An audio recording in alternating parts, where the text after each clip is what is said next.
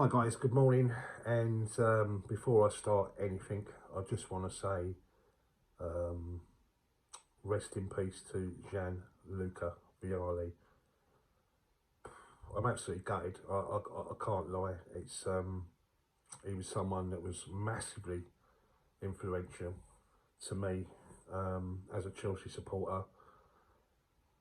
So much so that I named my son after him, Luca, because he was such a beautiful, beautiful man. And it was when he was a player under Ruud Gullit and a manager. He won us 5 trophies, you know, and a lot of people always seem to have this opinion that we'd won fuck all prior to Abramovich, and people don't realise that he won us 5 trophies, 2 European trophies, UEFA Super Cup, which we beat Real Madrid in Monaco, 1-0 Gustavo Poirier, and we won the European Cup Winners' Cup. Gianluca Vialli is just a colossus, an absolute beautiful, beautiful man. And I'm truly, truly gutted. 58 years of age, my age. He was born in 1964, 1 year before me. It's so young, so young. And he lost his life. He was fighting, I think it was pancreatic cancer. And just so sad. Such an iconic human being, just a beautiful, beautiful guy. I think him and well, we've lost 2 legends, 2 beautiful men, him and Ray Wilkins, a managerial team, not just at Chelsea but at Watford too. But they're just beautiful people, you know. Just I'm truly gutted, guys. I really, really am. I've so many incredible memories. His, you know, his goals for us down here, just absolutely brilliant. Just a brilliant player, and it's such a loss of life. And I see that Chelsea, as a mark of respect, have changed their emblem, their badge, to black, as a mark of respect. That's just horrible news, guys, you know. So rest in peace, Gianluca Vialli. Truly gutted, guys. Terrible news. Okay, so my last video was obviously Potter out, and it was rather interesting. About 170 messages I had in the comment section, and I would say that probably 85% of it was in agreement. I tried to reply to as many of the comments that were made, and thank you to everyone that took the trouble to do that. It's it is quite apparent how many people do feel the same way about things. Now, I understand that football is all about opinions. It's all about opinions, let's be fair. And we've all got our opinions, and that's my take on it all. I think there was a mistake to get rid of Thomas Tuchel. And when you look at who we're trying to compete with, which, you know, look at the managers that are elsewhere in the clubs also going for a very, very small amount of trophies. And that's part of our DNA, you know, this 25 years, 25 trophies, it's what we do best. But we're always knocking on the door. But when you look at it, you know, you've got Jurgen Klopp at Liverpool, Pep Guardiola at Manchester City, Ten Hag at Manchester United, Antonio Conte at Spurs, and I guess you could say Mikel Arteta at Arsenal, who, to be fair, when I watched their you know, All or Nothing video, I was quite impressed actually by the psychology that he was using amongst the youngsters there, and I just thought, well, okay, I get him, I do get him, where a lot of gooners weren't getting him at all. And it's, you know, very, very clever. I just think right now we reflect the manager who's in control of us right now. Now, you have to say, injury-wise, it's beyond a joke. It's beyond the pale. So many Ben Chilwell, Fofana, Reece James double injury, and James and Chilwell the previous year were out as well, and we were doing fantastically well up until that point. You know, you got Mason Mount out right now, Sterling injured last night. We've had Kovacic out. We've had so many players that you know, injury can go. They can't. You know, first team players, great, iconic professionals, and that's going to affect any club. You know, so I will obviously acknowledge that factor. It is beyond the joke. You tell me any other club that's gone through what we're going through right now.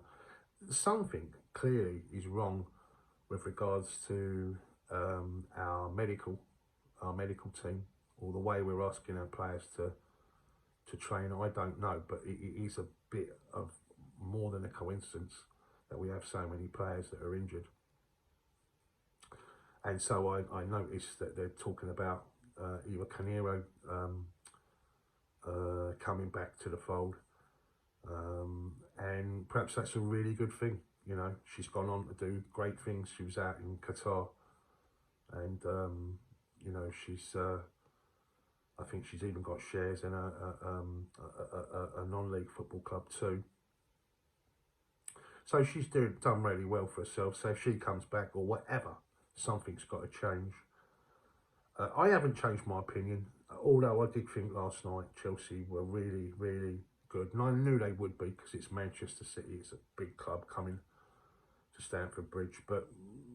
And we played really well, to be fair. We pretty much contained them in the first half, where they pretty much offered nothing.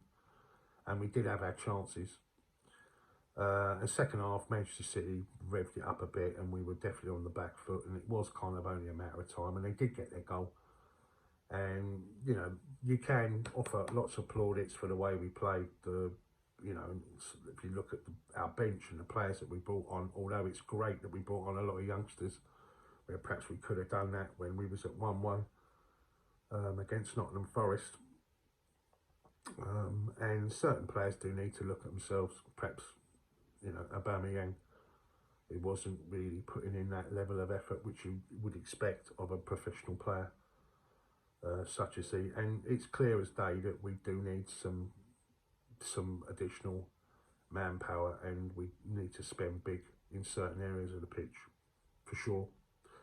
I don't think Todd Bowley and the owners of Chelsea are going to do anything regarding Graham Potter. I personally think they should do, and I would love them to pick up the phone up and get in contact with Thomas Tuchel, because for me, that would go up in a lot of Chelsea fans' estimations. The fact that, all right, okay, you're going to get stick for doing it, and you have taken that one on the chin yourself. It was you that made that decision, and to change it, it takes a lot of balls. It really, really does. But, you know, for the bigger, better picture, I think it'd be a massive act of faith if Chelsea, you know, new owners were to do that. But I don't think they're going to do that. I think they're going to give Graham Potter a lot of time. But the point is, how long can it go on? And yes, they played well last night. They really, really did. They played tremendously well. But it's still another defeat. And we are mid-table right now. We are 10th in the league. We have a domestic cup tie against Manchester City again. I'm a great believer in the fact that you do create your own luck. And, you know, I don't know, guys, it just seems like right now, our philosophy, the way we are as a football club, what I'm really worried about is us losing our identity, you know, and the fact that this never say die attitude. You've only got to look at Emma Hayes and the women.